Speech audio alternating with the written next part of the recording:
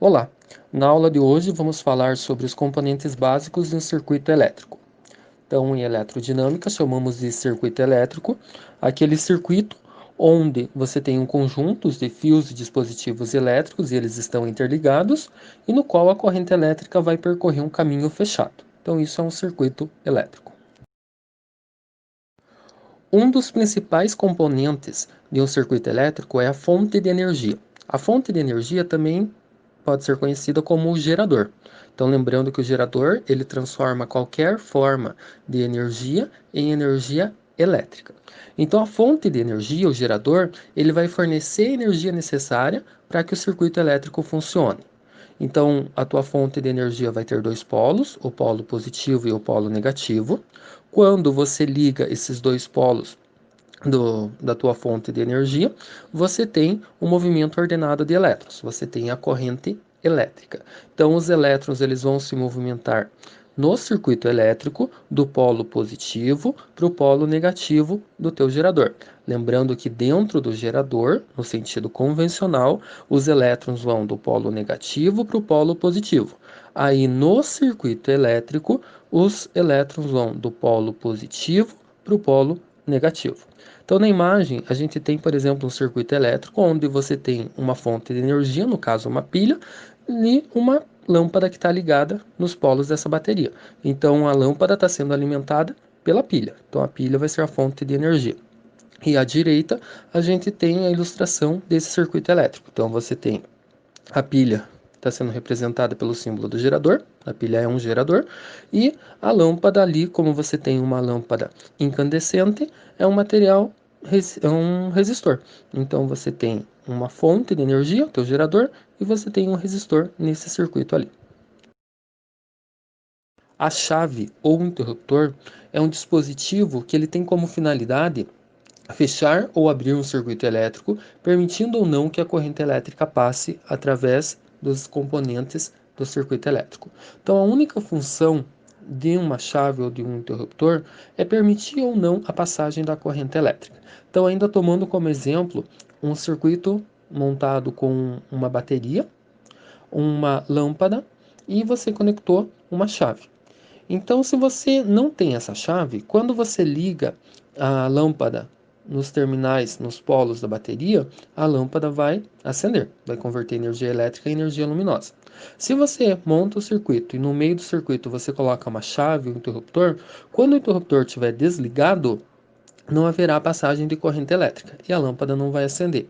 Quando você aciona o interruptor, você liga o interruptor, a corrente elétrica vai passar pelo circuito e você tem que a lâmpada acenda.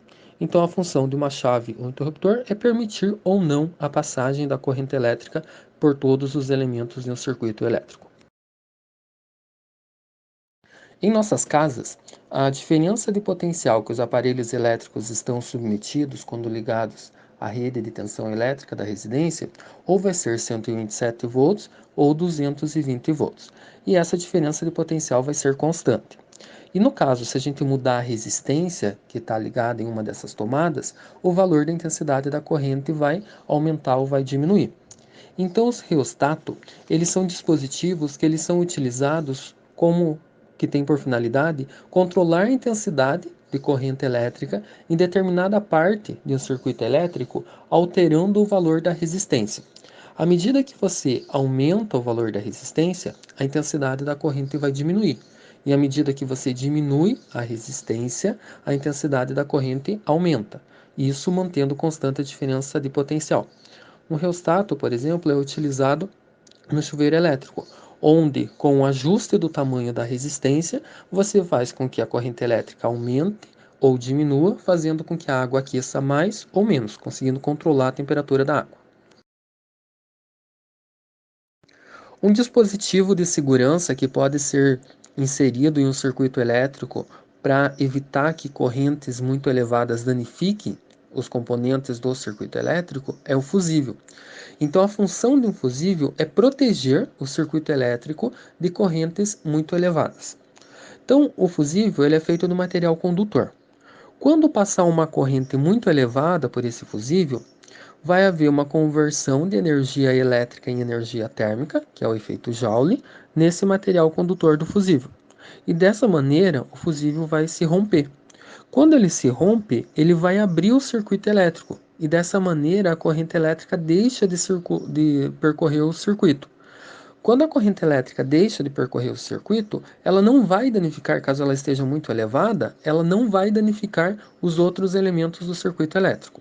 Então, o fusível ele é um dispositivo de proteção, de segurança, para caso ocorra uma corrente elétrica muito elevada, danifique o fusível, mas não danifique os aparelhos elétricos que estão conectados nesse circuito elétrico. Como foi visto, o resistor ele oferece uma dificuldade para a passagem da corrente elétrica. E no resistor ocorre a conversão da energia elétrica em energia térmica por efeito Joule. Então, no caso de uma lâmpada incandescente, você tem um filamento. Esse filamento faz o papel de um resistor na lâmpada. Quando passa a corrente elétrica pelo filamento, aquece o filamento por efeito Joule e o aquecimento faz com que ele emita luz, um brilho. Então, a lâmpada vai produzir energia luminosa. Então, vai converter a energia elétrica em energia luminosa através do aquecimento do filamento. Se você pegar uma lâmpada que tem uma determinada potência e você fornece a diferença de potencial adequada para que ela funcione, ela vai brilhar normalmente, como ocorre na figura 1. Então você pegou uma lâmpada, conectou em uma fonte, que no caso são duas pilhas, a lâmpada ela vai brilhar normalmente. Agora dá para fazer dois tipos de associações com lâmpadas semelhantes. Então, na figura número 2, nós temos duas lâmpadas idênticas à da figura número 1, só que agora elas estão associadas, elas estão ligadas por um fio. E nessa associação representada pela figura 2, é uma associação em série dessas duas lâmpadas. Por que em série? Porque tem apenas um caminho para a corrente elétrica. Nesse caso, você manteve a mesma fonte, são duas pilhas que estão alimentando o circuito. Então você tem a mesma quantidade de energia que está sendo fornecida, só que essa diferença de potencial que é fornecida pela fonte vai ser dividida entre a lâmpada 2 e a lâmpada 3.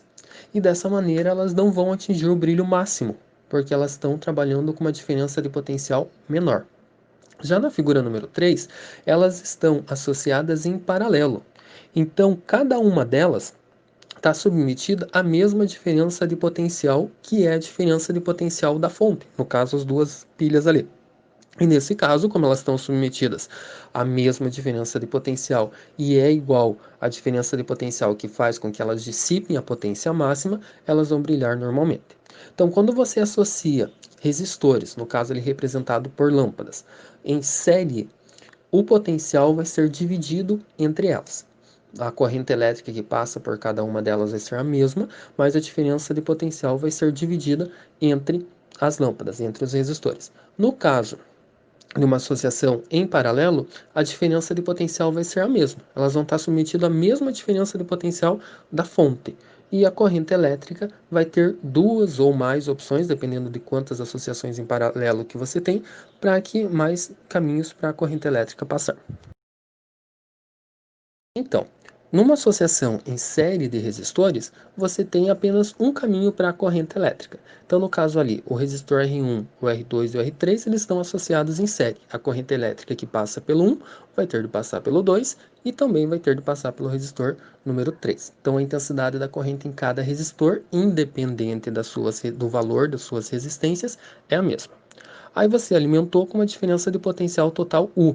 Então, entre o ponto A e o ponto B tem uma diferença de potencial total. Então, você vai ter parte desse potencial sendo consumido pelo resistor 1, outra parte pelo resistor 2 e o restante pelo resistor 3. Quando você soma o potencial que está sendo consumido por cada um dos resistores, dá a diferença de potencial total que foi fornecida. Nesse circuito, caso o resistor R2, por exemplo, deixe de funcionar, o circuito elétrico todo para de funcionar. Isso acontece por quê? Porque não vai ter mais a passagem de corrente elétrica pelo circuito. Então você não vai ter mais um circuito fechado, porque o resistor R2 deixou de funcionar, não vai passar corrente elétrica por ele, o resistor R3 e o R1 eles deixam de funcionar. Então esse é o problema de uma associação em série. Quando um dos elementos dá problema, o restante deixa de funcionar. Caso eu queira substituir esses três resistores por um único resistor, que cumpra, que faça o mesmo papel, ou seja, que permita a passagem da mesma intensidade de corrente elétrica e que dissipe a mesma potência, eu posso substituir os três resistores por um único, que é o chamado de resistor equivalente. Para isso, basta somar as resistências individuais de cada resistor. Então, a resistência equivalente numa associação em série de resistores é a soma das resistências de cada um dos resistores que fazem parte do circuito elétrico, uma soma simples. Em uma associação de resistores em paralelo, como por exemplo ali temos três resistores associados em paralelo, você fornece a mesma diferença de potencial para todos os resistores que estão fazendo parte do circuito. Então, no caso, entre o ponto A e o ponto B, você estabeleceu uma diferença de potencial, uma DDP entre o ponto A e o ponto B. Então, o resistor 1, 2 e 3, eles estão submetidos a esse mesmo potencial. Então, a corrente elétrica ela vai ter mais de um caminho. Então, ó, quando a corrente elétrica chega no ponto A, ela tem a opção de passar pelo resistor R1, pelo resistor R2 ou pelo resistor R3. Então, ela se divide. Então, a corrente total que chega no ponto A, ela se divide. Parte passa pelo caminho de cima, a outra passa pelo caminho do meio e a outra passa pelo caminho de baixo. E lá no ponto B, você tem novamente a união dessa corrente elétrica. Então, a corrente elétrica total é igual à soma da intensidade da corrente elétrica em cada um dos resistores. Nesse tipo de associação, a vantagem é que se um dos resistores deixa de funcionar, os demais continuam funcionando normalmente porque eles estão em outros caminhos. Então vamos supor que o resistor R1 deixa de funcionar.